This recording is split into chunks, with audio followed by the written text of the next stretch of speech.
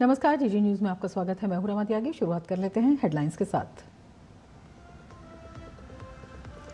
Delhi car blast में जांच team ने बरामद की चौथी कार। अल-फलाह यूनिवर्सिटी से मिली कार आरोपी डॉक्टर शाहीन के नाम पर है रजिस्टर्ड। न्यायिक ने अल-फलाह विश्वविद्यालय को गलत मान्यता प्रदर्शित करने पर दिया कारण बताओ नोटिस। वहीं धमाके वाली कार में डॉक्टर उमर के भी होने की हुई पुष्टि।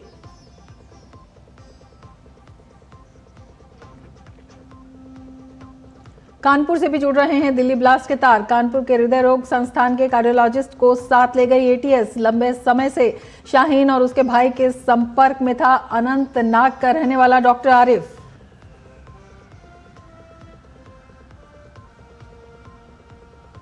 देश में बढ़ेगा चीतों का कुनबा।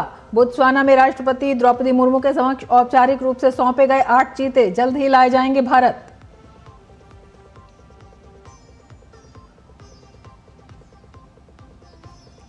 अमेरिका में 43 दिन बाद शटडाउन खत्म होने से लोगों को मिली राहत। अमेरिकी संसद से पास फंडिंग बिल पर अमेरिकी राष्ट्रपति डोनाल्ड ट्रंप ने किए हस्ताक्षर।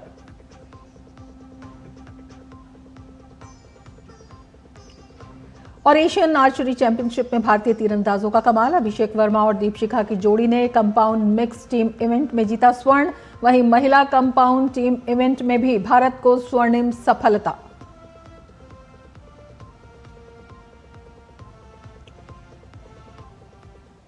और अभी ब्रेकिंग न्यूज आ रही है। कोलकाता हाईकोर्ट से मुकुल रॉय को झटका लगा है। मुकुल रॉय की विधानसभा सदस्यता रद्द कर दी गई है।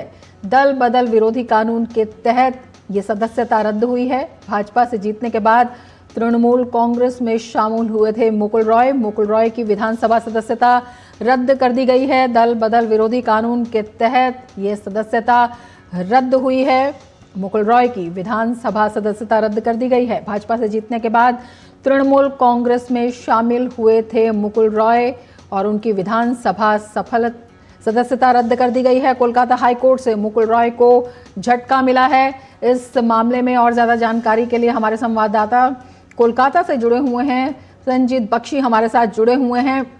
जी प्रसन्नजीत, क्या कुछ जानकारी इस मामले में? रमा, देखिए ये बात मुकुल रॉय की नहीं है। कोलकाता असेंबली में तृणमूल कांग्रेस की चाहे वो कांग्रेस से जीते चाहे वो भाजपा से जीते, खासतौर से इस बार भाजपा से जितने सारे विधायक जीते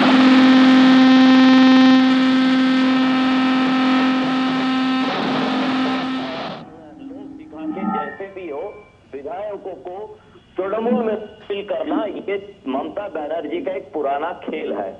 और इसमें जो एंटी डिफेक्शन कानून है वो एंटी डिफेक्शन कानून को किसी न किसी तरह से उंगली दिखाकर ये सारे जो विधायक है ये विधायक को इस्तेमाल करना ये ममता बनर्जी का पुराना खेल है।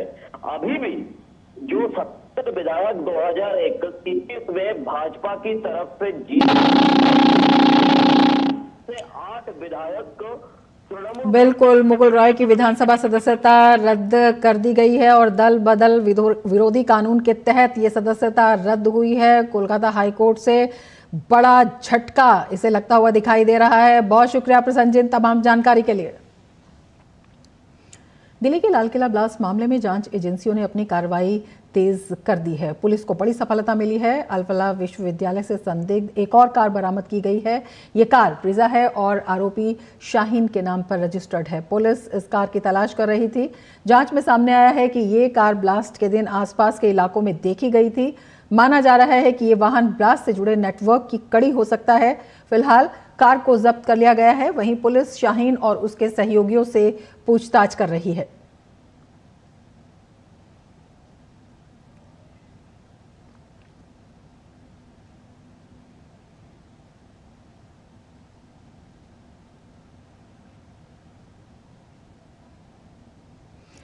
दिल्ली कार ब्लास्ट केस में बड़ा खुलासा हुआ है। सोमवार की शाम को चांदनी चौक पर लाल किले के पास धमाके वाली कार में आतंकी डॉक्टर उमर खुद मौजूद था। उसने कार में ही खुद को उड़ा लिया। डीएनए टेस्ट से इस बात की पुष्टि हो गई है। इससे यह भी साफ हो गया है कि आतंकी उमर जानबूझकर बम धमाका करना चाहता था। दिल्ली धमाके को लेकर सरकार पूरी तरह से एक्शन मोड में है। लगातार नए खुलासे हो रहे हैं। जानकारी के अनुसार मोहम्मद उमर पेशे से डॉक्टर है, जो जम्मू कश्मीर के पुलवामा जिले का रहने वाला है। जांच एजेंसियों को शुरू से ही शक था कि हमलावर डॉक्टर उमर ही था, जिसने विस्फोट से ठीक 11 दिन पहले हमले में इस्तेमाल की गई सफेद Hyundai i20 कार खरीदी थी।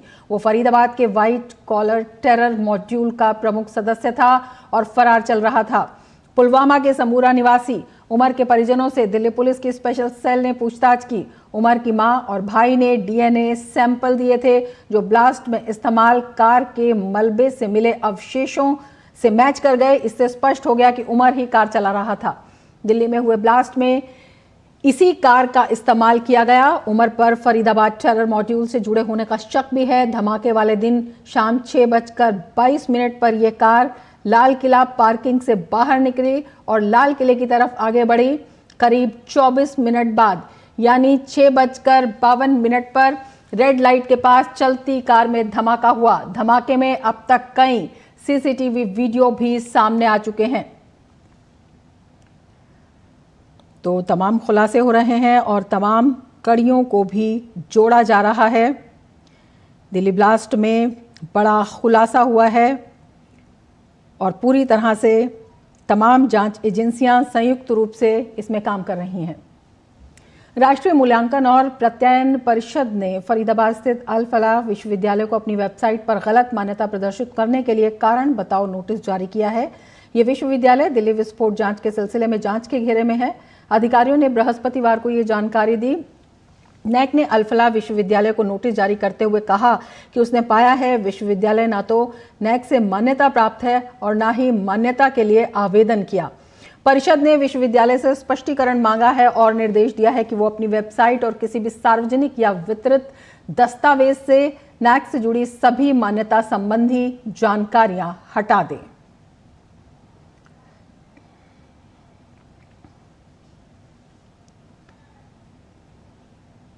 और एक बार फिर से आपको बता देते हैं, कोलकाता हाईकोर्ट ने मुकुल रॉय को झटका दिया है। मुकुल रॉय की विधानसभा सदस्यता रद्द कर दी गई है। दल बदल विरोधी कानून के तहत ये सदस्यता रद्द हुई है। भाजपा से जीतने के बाद तृणमूल कांग्रेस में शामिल हुए थे मुकुल रॉय। नेता प्रतिपक्ष शुभेंदु अधिकारी ने फैसले की सराहना की है। दल बदल विरोधी कानून के तहत ये सदस्यता रद्द हुई है। प्रसन्नजीत कोलकाता से हमारे साथ जुड़े हुए हैं। प्रसन्नजीत, क्या कुछ जानकारी इस बारे में? और देखिए रमा, ये बात सिर्फ मुकुल राय का नहीं है, ये बात बाकी कई सारे विधायकों का है। कहानी ये है कि तृणमूल कांग्रेस की तरफ से कई सारे बीजेपी विधायक के ऊपर दबाव डाल के बीजेपी विधायकों को तृणमूल कांग्रेस में शामिल किया जाता था और इसमें कोई डिफेक्शन कानून को माना नहीं जाता था। और इसी बारे में लीडर ऑफ अपोजिशन शुभेंदु अधिकारी ने सिर्फ मुकुल राय को एक प्रतीक मानकर इस बारे में कानून का दरवाजा खटखटाए थे और आखिर तक ये सफलता जो शुभेंदु अधिकारी है उनको मिला और ये साबित हो गया कि कोलकाता में जो विधानसभा, बंगाल की विधानसभा में जो कुछ भी जो यहाँ पे स्पीकर है उनकी तरफ से रूलिंग दिया जाता था वो गलत रूलिंग था। और अभी भी जितने सारे बीजेपी की विधायक तृणमूल की खेमे में है वो तरीका। बिल्कुल, दल बदल कानून के तहत ये सदस्यता रद्द की गई है और कोलकाता हाई कोर्ट का ये फैसला है। अपने आप में काफ़ी अहम ये फैसला बताया जा रहा है। प्रसन्नजीत, बहुत शुक्रिया तमाम जानकारी के लिए। अब आगे बढ़ते हैं और आपको बताते हैं कि जिस तरह से दिल्ली ब्लास्ट मामले में बड़े खुलासे हो रहे हैं, उसी कड़ियों में कानपुर से पहले लखनऊ की रहने वाली शाहीन की गिरफ्तारी के बाद उसके भाई परवेज अंसारी को भी हिरासत में लेकर पूछताछ की गई। कल परवेज अंसारी की कार को भी पुलिस ने अपने कब्जे में ले लिया है। एटीएस के सूत्रों के मुताबिक फरीदाबाद से डॉक्टर आदिल के पकड़े जाने के बाद परवेज को भी खुद के जल्द ही पकड़े जाने की भनक लग गई थी, इसीलिए उसने लखनऊ के इंटीग्रल मेडिकल कॉलेज से इस्तीफा दे दिया। वहीं इंटीग्रल यूनिवर्सिटी के रजिस्ट्रार का कहना है कि परवेज अंसारी ने 16 जुलाई 2021 को इंटीग्रल यूनिवर्सिटी में ज्वाइन किया था, जिसमें उसने पत्नी और बच्चों की जानकारी नहीं दी थी। 7 नवंबर को मेल पर इस्तीफा दिया था। इस बड़ी घटना के बाद उत्तर प्रदेश में सुरक्षा व्यवस्था और बढ़ा दी गई है। पूरे प्रदेश को अलर्ट पर रखा गया है और लोगों से किसी भी तरह की संदिग्ध गतिविधि की जानकारी पुलिस को देने की अपील की गई है।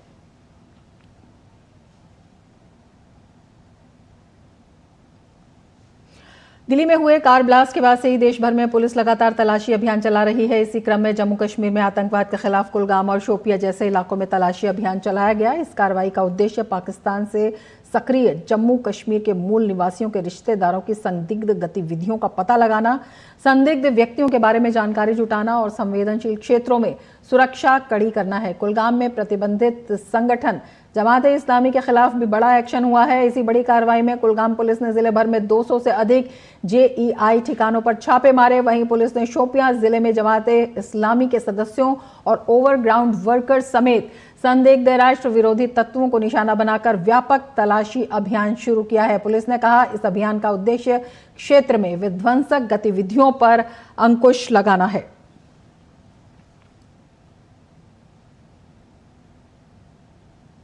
और राष्ट्रीय जांच एजेंसी यानी एनआईए ने कल अलकायदा गुजरात आतंकी साजिश मामले में देश के 5 राज्यों के 10 ठिकानों पर एक साथ छापेमारी की। एनआईए की टीम पश्चिम बंगाल, त्रिपुरा, मेघालय, हरियाणा और गुजरात में कई संदिग्धों और उनके सहयोगियों के ठिकानों पर पहुंची। छापेमारी के दौरान कई डिजिटल डिवाइस और आपत्तिजनक दस्तावेज बरामद किए गए, जिन्हें फॉरेंसिक जांच के लिए भेज दिया गया था। ये मामला एनआईए ने जून 2023 में दर्ज किया था। इसमें गैर कानूनी घुसपैठ, आतंकी गतिविधियों और विदेशी नागरिकों के फर्जी दस्तावेजों से जुड़ी धाराएं लगाई गई हैं। जांच में अब तक सामने आया है कि 4 बांग्लादेशी नागरिकों ने फर्जी भारतीय पहचान पत्रों के जरिए भारत में गैर कानूनी रूप से प्रवेश किया था। एनआईए के अनुसार ये सभी प्रतिबंधित आतंकी संगठन अलकायदा से जुड़े हुए थे। ये आरोपी अलकायदा के बांग्लादेशी ऑपरेटिव्स तक फंड पहुंचाने और युवाओं को कट्टरपंथ की ओर उकसाने का काम कर रहे थे।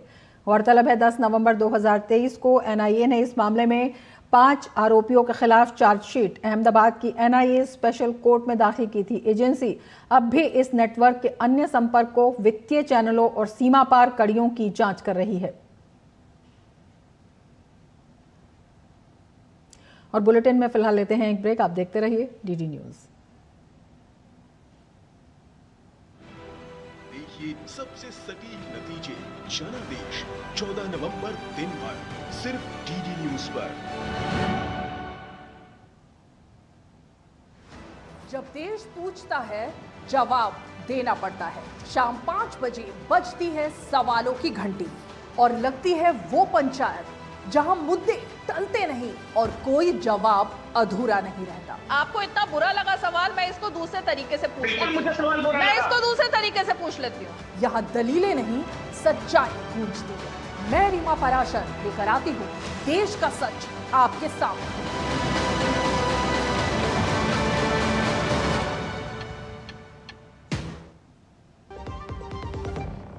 व्यक्तिगत जानकारी के लिए ऑनलाइन अनुरोधों से रहें सावधान।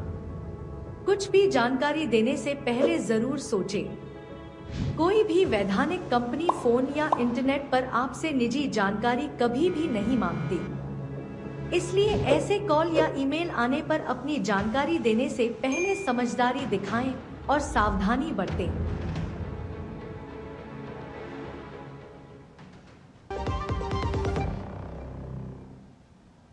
वैश्विक संरक्षण के लिए एक ऐतिहासिक कदम उठाते हुए बोत्सवाना ने आज भारत को 8 चीते सौंपे, जो दोनों देशों के बीच गहरी मित्रता का प्रतीक है।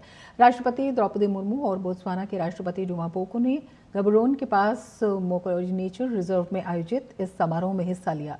चीतों को अब प्रोजेक्ट चीता के तहत भारत भेजा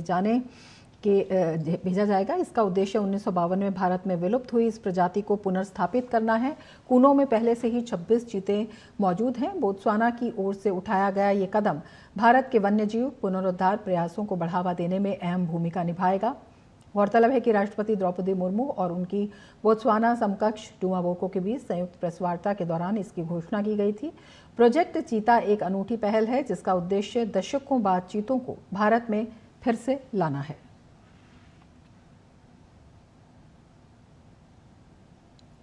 बिहार विधानसभा चुनाव में कल साफ हो जाएगा कि जनता ने किस पर भरोसा जताया है। जेडीयू के कार्यकारी अध्यक्ष संजय झा ने हमारे वरिष्ठ संवाददाता शैलेंद्र मिश्र से खास बातचीत में एनडीए की प्रचंड जीत का दावा किया। संजय झा ने राज्य में जनसुराज फैक्टर को पूरी तरह खारिज करते हुए कहा कि बिहार में वोट चोरी कोई मुद्दा ही नहीं है। आइए देखते हैं यह खास बातचीत। जेडीयू के कार्यकारी अध्यक्ष संजय झा हमारे साथ है। बिहार में चुनाव संपन्न के बाद क्या कुछ आकलन हो रहा है, क्योंकि जबरदस्त मतदान में हर कोई अपने हिसाब से आकलन कर रहा है। संजय झा जी, क्या आकलन है? बिहार में जब भी मतदान ज़्यादा हुआ है वो प्रो इनकम्बेंसी के लिए हुआ है, सरकार को वापस लाने के हुआ है। 2005 से 2020 तक का चुनाव का आप रिकॉर्ड देखिएगा तो बिल्कुल उस सरकार को वापस लाने के लिए मतदान हुआ। एक आदमी 20 साल से मुख्यमंत्री, इतना लंबा काल तक बिहार में कोई मुख्यमंत्री नहीं रहा, तो ये एक बहुत बड़ी बात है। वही इंडिकेशन है रिजल्ट क्या होगा। सीटों को लेकर क्या आकलन है? तो इस बार आंतरिक आकलन क्या है एनडीए का और जेडीयू का खास तौर पर? ये कहीं 2010 को भी सरपास नहीं कर। राहुल गांधी जब चुनाव का ऐलान नहीं हुआ था तो वोट चोरी का मुद्दा, यात्रा निकाली, सबसे बड़ा मुद्दा आप क्या मानते हैं रहा? अब जब चुनाव खत्म हो गया तो क्या मुद्दा आपको लगता है? सबसे बड़ा मुद्दा बिहार में विकास का ही मुद्दा है। ये नीतीश कुमार जी ने बिहार के जनता को टेस्ट करा दिया, स्वाद चख लिया काम का। अब वो पीछे मुड़ के नहीं देखना चाहता है। वोट चोरी की जो बात कर रहे थे, पूरे बिहार में आप पूछ लीजिए, कोई आपको वोट चोरी या किसी का वोट गड़बड़ हुआ बोला? कितना बड़ा झूठ फैलाया भाई। आपने इलेक्शन कमीशन को बदनाम करने का कोशिश की। इसकी 2024 में यही काम किए कि संविधान बदल देंगे। अब प्रधानमंत्री जी 1.5 साल से तो कौन सा संविधान को वो कर दिया? इसका मतलब सत्ता में आने के लिए ये कुछ भी करने के लिए तैयार है। तेजस्वी बार बार एक बात कह रहे थे कि नीतीश कुमार को लेकर कि बीजेपी साफ करे, एनडीए साफ करे, लेकिन उसको लेकर बहुत तेजस्वी सवाल उठा रहे। उनको चिंता करने की जरूरत नहीं नीतीश कुमार जी की। हाँ, नीतीश कुमार जी और जदयू और सक्षम है अपना डिसीजन लेने के लिए और काम करने के लिए। वो अपनी चिंता करें, अपने अलायंस की चिंता करें, और आगे जो रिजल्ट आने वाला है उसके बाद उनके पार्टी का क्या हाल होने वाला है। पोस्टर तो लग गए 25 से 30 फिर से नीतीश। जनता का आशीर्वाद होगा तो क्यों नहीं। चिंता अपने पार्टी का लेके करें, रिजल्ट के बाद उनके पार्टी का क्या होने वाला। पूरा एक होकर के एनडीए चुनाव लड़ा, सबने देखा, क्योंकि पर्पस था सरकार में आकर के बिहार के लोगों का सेवा करना। चुनाव हुआ नहीं और मंत्रिमंडल का बंटवारा हो रहा है, कौन मुख्यमंत्री बनेगा, कौन उप मुख्यमंत्री बनेगा। इसका मतलब सत्ता में आने के लिए, सत्ता इनके लिए मेवा है, सेवा नहीं है। मेवा कैसे खाए, तो वो बिहार की जनता नहीं देने वाली। 2 फैक्टर बहुत चर्चा में रहे, एक जनसुराज का फैक्टर और एक ओवैसी का फैक्टर, खासतौर पर सीमांचल में। किस तरह से आप अब देख रहे हैं जब चुनाव? नहीं, मैं जो देख पा रहा हूँ और अब तो और एविडेंट हो गया है, ये बाइपोलर इलेक्शन है। एक तरफ एनडीए है, एक तरफ महागठबंधन है। संजय झा का यह कहना है कि जो प्राथमिकता है वो बहुत स्पष्ट है कि हम आगे हर जिले में उद्योग लगाएंगे, और दावा कर रहे हैं कि फिर से एनडीए की सरकार वापस लौट रही है, जो कि 2 दशक का काम नीतीश कुमार का देखा है जनता ने। कैमरामैन मोर मुकुट के साथ शैलेंद्र मिश्र, डीडी न्यूज, झंझारपुर, मधुबनी। और अब बात खेल की। बांग्लादेश में हो रही एशियन आर्चरी चैंपियनशिप 2025 में अभिषेक वर्मा और दीप शिखा की जोड़ी ने कमाल कर दिया है, और ये बांग्लादेश में हो रही एशियन आर्चरी चैंपियनशिप 2025 में इस जोड़ी ने शानदार प्रदर्शन किया है, और ये शानदार प्रदर्शन करते हुए कंपाउंड मिक्स टीम इवेंट के फाइनल में बांग्लादेश को 153-151 से हराकर गोल्ड मेडल जीता। दीप शिखा, ज्योति सुरेखा वेनम और प्रतिका प्रदीप की शानदार तिकड़ी ने दमदार प्रदर्शन करते हुए दक्षिण कोरिया को 236-234 से हराकर 24वीं एशियन आर्चरी चैंपियनशिप 2025 में स्वर्ण पदक अपने नाम किया। इसके साथ ही इस बुलेटिन में फिलहाल इतना ही। नमस्कार।